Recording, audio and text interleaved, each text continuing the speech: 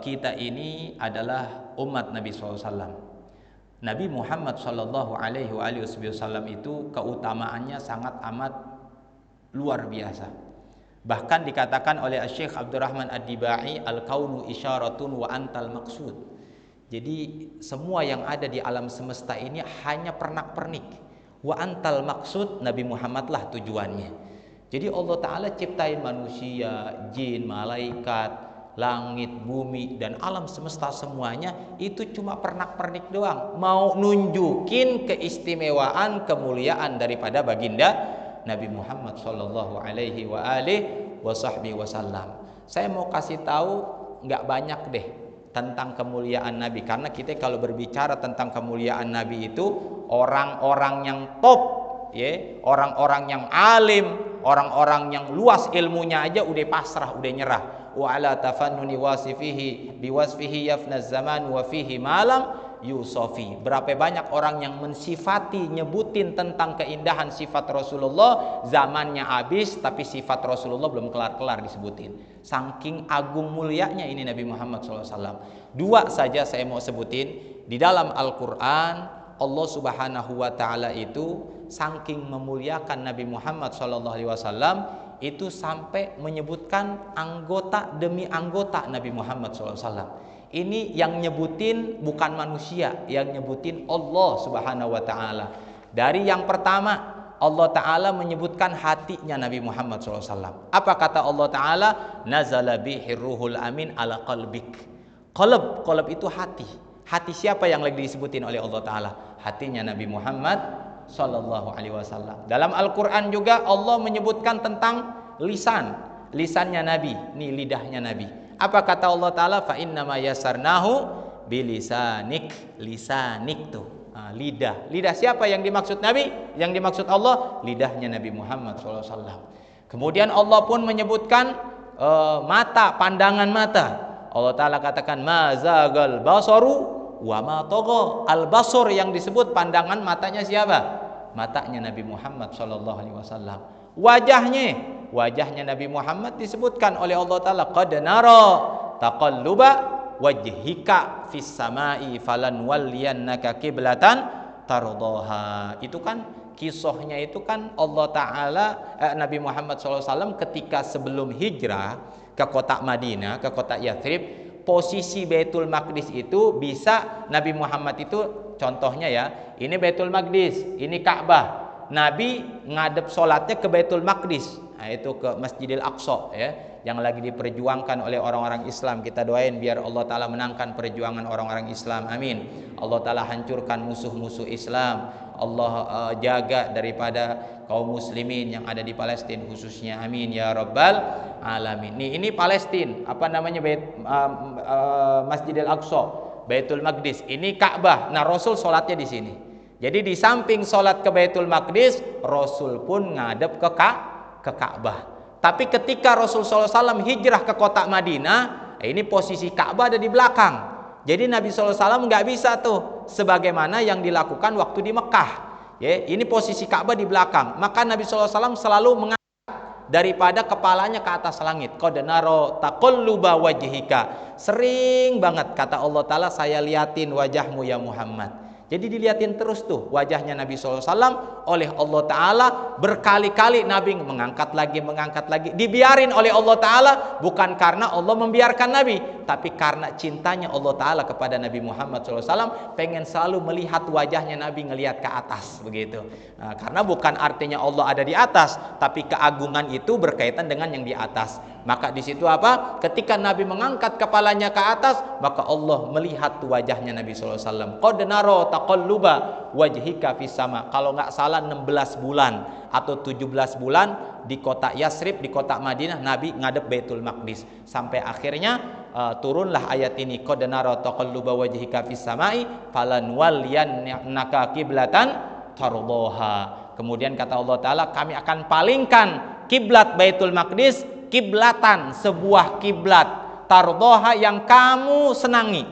Jadi sebenarnya kita ngadep Ka'bah, ya, sholat ini bukan karena perintah Allah, bukan karena perintah Allah. Perintah Allahnya bunyinya kiblatan tardoha. Ya Muhammad, ente senangnya ngadap kemana? Ngadap kemana? Ini saking cintanya Allah Ta'ala kepada Nabi Muhammad SAW, itu sampai nggak nentuin falanuwalliyannaka kiblata Ka'bah misalnya. Saya palingkan ke Ka'bah langsung, enggak. Allah bilangnya ke Nabi Muhammad SAW, kami palingkan ini kiblat, satu kiblat yang kau senangi. Engkau senang kemana? Ke Ka'bah ya Allah. Baru di situ dipalingkan ke Ka'bah. Sampai sebegitunya ini magomnya Nabi Muhammad sallallahu alaihi wasallam. Kemudian, nah itu wajahnya Nabi Muhammad sallallahu alaihi wasallam. Tangan ama leher.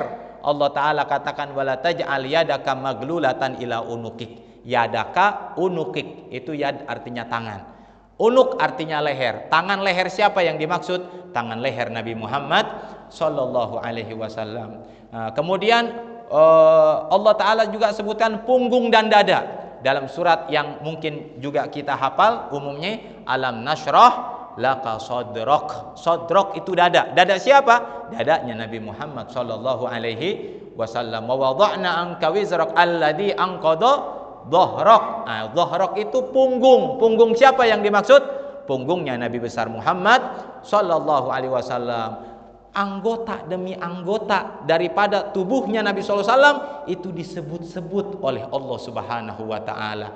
Ini manusia sangat mulia sampai disebutin satu persatu. Sampai yang lebih dahsyatnya lagi, ma'asyiral hadirin, ke baju-bajunya Nabi Muhammad disebut oleh Allah Subhanahu wa Ta'ala. Apa kata Allah Ta'ala?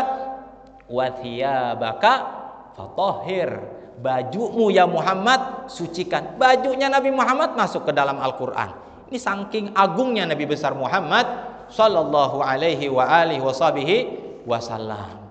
Kemudian yang kedua, ma'asyiral hadirin rahimakumullah, ini disebutkan di dalam Al-Qur'an, Allah itu kalau menyeru para nabi-nabinya itu seringkali manggil dengan nama-namanya.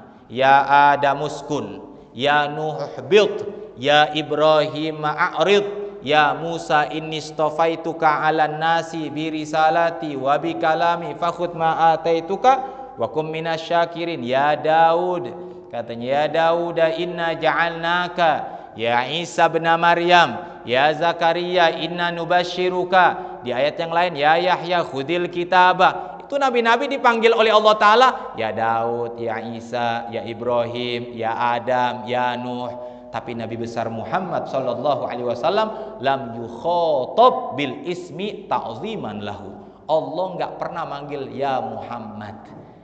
Sekarang orang manggil mat siapa? Enggak boleh. Kita enggak boleh manggil nama Nabi Muhammad dengan sebatas Muhammad, enggak boleh. Karena Allah saja dalam Al-Qur'an tidak ada satu ayat Allah manggil Muhammad.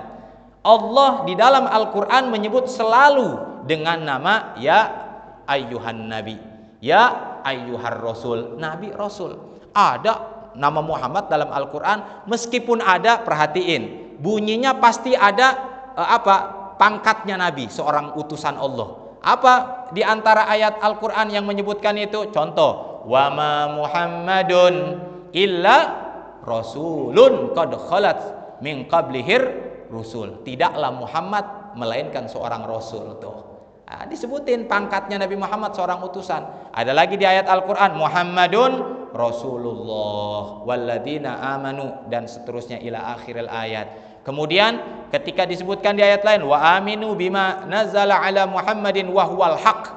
Muhammad disebutkan oleh Allah Ta'ala wahwal haq, dia adalah pembawa kebenaran. Jadi rata-rata semuanya ketika disebutkan nama Nabi pasti pangkatnya disebutkan oleh Allah Subhanahu wa Ta'ala. Bahkan di ayat yang lain dikatakan la taj'alu du'a ar-rasul bainakum ka du'ai ba'dikum ba'dha. Jangan kalian memanggil nama Nabi Muhammad seperti kalian memanggil satu dengan yang lain. Enggak boleh kita manggil Muhammad itu enggak boleh. Kita manggil Nabi Muhammad itu dengan ya Rasulullah, ya Nabi Allah, ya Muhammad Rasulullah. Harus seperti itu.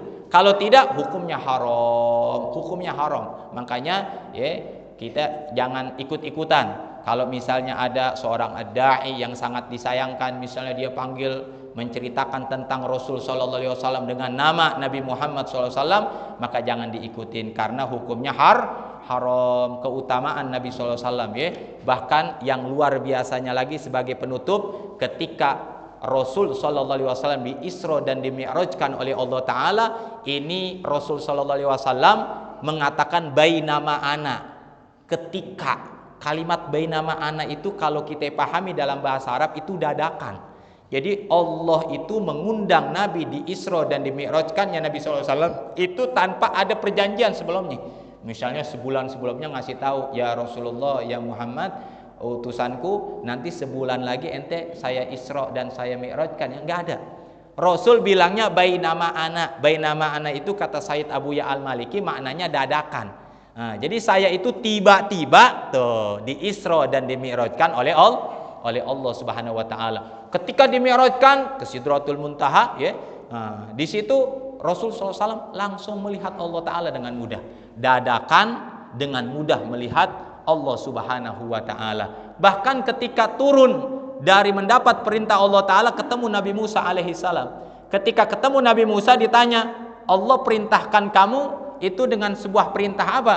Kata Nabi Muhammad SAW, Allah perintahkan saya sholat 50 waktu. Kata Nabi Musa alaihissalam, ente punya umat nggak bakalan bisa ngerjain 50 waktu. Ente minta dispen, ente minta ente minta diskon kepada Allah Ta'ala biar dikurangin. Jangan 50 waktu, nggak bakalan bisa umat ente kerjakan. Maka akhirnya Nabi Muhammad kembali lagi ke Allah Subhanahu Wa Ta'ala. Dikurangin 45, turun lagi, minta dispensasi lagi 5, turun 40, turun 35, 55 turunnya. Bolak-balik ma'asyiral hadirin ketemu Allah Subhanahu wa taala. Nabi Musa alaihi salam, beliau itu dalam Al-Qur'an Allah sebutkan wa kallamallahu Musa taklima. Ya, sesungguhnya Allah taala berdialog dengan Nabi Musa. Nabi Musa ketika sudah berdialog ngomong langsung dengan Allah, ya, itu dikatakan Nabi Musa ini merasa nikmat dan lezat. Sampai akhirnya pengen naik derajat, pengen langsung ngelihat Allah Ta'ala. Nggak cuma sebatas ngedengar doang, tapi saking pengen menikmati yang lebih nikmat dari mendengar, pengen melihat Allah Subhanahu Wa Ta'ala. Sampai di Al-Quran kan Nabi Musa bilang, Rabbi arini anzur ilaik. Kata Nabi Musa, ya Rabb, tolong kasih aku kesempatan untuk bisa melihat engkau. Maka apa kata Allah Ta'ala? Akhirnya ya di situ Nabi Musa menjalankan mikot, ibarat kata rangkaian ibadah selama 40 hari. Jadi buat perjanjian dengan Allah Ta'ala 40 hari. Setelah rangkaian ibadah tersebut dilaksanakan, baru nanti bisa melihat Allah Ta'ala. Akhirnya dijalankan oleh Nabi Musa alaihi salam. Ibadah 40 hari. Ketika selesai ibadah, nah ini Nabi Musa datang ke Allah Ta'ala, pengen ngelihat Allah. Tapi apa jawab Allah Ta'ala? Lantarani walakinin zur ilal jabali fa in istaqarra makanah fasawfa tarani. Kata Allah Ta'ala, ya Musa, kalau udah ibadah nih 40 hari, sebenarnya kamu itu nggak bakalan bisa melihat aku di dunia. Ini magom Rasul, utusanku yang istimewa Muhammad Rasulullah Sallallahu Alaihi Wasallam. Kamu nggak bakalan bisa seperti dia. Kata Allah Subhanahu Wa Taala. Tapi begini aja, karena kamu sangat menginginkan melihatku, kata Allah Ta'ala, sekarang lihatlah gunung. Fa in istaqarra makanah fasawfa tarani. Aku akan bertajalli kepada gunung ini. Kalau ketika aku bertajalli kepada gunung ini kuat, maka kamu akan melihat saya, kata Allah Subhanahu wa Ta'ala. Maka ketika Allah bertajalli kepada gunung itu meledak, ma'asyiral hadirin. Gunung itu langsung hancur. Fa kharra Musa sa'iqa. Nabi Musa langsung pingsan, nggak sadarkan diri. Ini Nabi Musa mikot 40 hari, ya, terus mau berjumpa dengan Allah Ta'ala, pingsan, nggak kuat magomnya. Tapi Nabi Muhammad Shallallahu Alaihi Wasallam bukan lagi di situ pakai mikot, dadakan bolak-balik bisa ketemu dengan Allah Subhanahu wa Ta'ala. Terus orang model begini kita lepas, ma'asyiral hadirin. Manusia yang agung seperti ini, kita jauh dari orang seperti ini yang sangat-sangat dicintai oleh Allah Ta'ala, yang dimuliain oleh Allah Ta'ala. Terus kita nggak mau deket dengan orang yang spesial di sisi Allah Ta'ala seperti ini. Padahal kita lah umatnya yang sangat punya kesempatan untuk paling dekat dengan Nabi Muhammad SAW. Tapi kalau kita menyia-nyiakan kesempatan tersebut, kita ini umatnya. Nabi pernah bilang, wa syaugo, rindu. Wa syauqa bi ikhwani, saya rindu saudara-saudara saya. Kata sahabat, kami saudara engkau ya Rasulullah. La, antum ashabi, kalian ini sahabat saya rindu daripada saudara-saudara saya. Siapa mereka ya Rasulullah? Gaum, mereka yu'minu nabi walam yarawni. Mereka itu adalah orang-orang yang mereka beriman kepada saya tapi nggak pernah ngelihat saya. Kita ini adalah manusia-manusia yang paling punya kesempatan untuk dekat dengan Nabi Muhammad SAW. Maka jangan kita sia-siain kesempatan ini. Mumpung kita masih diberikan kehidupan oleh Allah Ta'ala, ayo dekatkan diri kita, rekatkan hubungan kita dengan Nabi SAW. Nggak ada ceritanya dari zaman dahulu orang yang sial dekat Nabi Muhammad SAW. Ketahuilah, orang yang paling beruntung, orang yang paling bahagia, orang yang paling senang hidupnya dunia dan akhirat adalah orang yang paling dekat dengan Nabi Muhammad SAW. Pertanyaannya, Bib, bagaimana biar saya dekat dengan Rasulullah SAW? Di sini cukup kita kerjakan dua saja.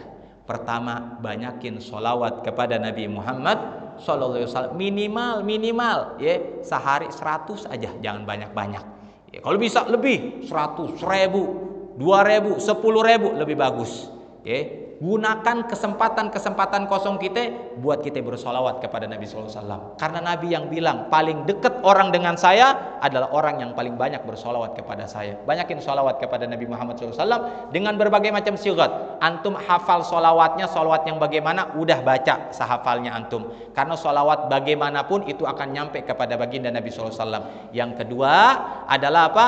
Dengan kita mengikuti tuntunan Nabi, ajaran Nabi, sunnah-sunnah Nabi. Ayo bawa Nabi Muhammad SAW ke rumah-rumah kita masing-masing. Apa artinya? Kita punya anak, kita punya istri, ayo kita didik dengan didikan tarbiyah Nabi Muhammad SAW. Makan dengan tangan kanan, baca bismillah, selesai baca alhamdulillah. Masuk ke rumah masuk ke kamar mandi pakai kaki kiri, pakai doa, keluar pakai kaki kanan. Terus ngelepas baju pakai memulai dari yang kiri, pakai baju memulai dari yang kanan. Kemudian sunnah-sunnah Nabi yang lain ya, cara makan, cara duduk, cara berdiri, segala-galanya ayo kita contoh bawa Nabi Muhammad SAW. Karena itulah yang membuat kita dekat dengan Nabi Muhammad SAW. Mudah-mudahan apa yang kita pelajari, apa yang kita kaji di pagi hari ini menjadi keberkahan buat kita.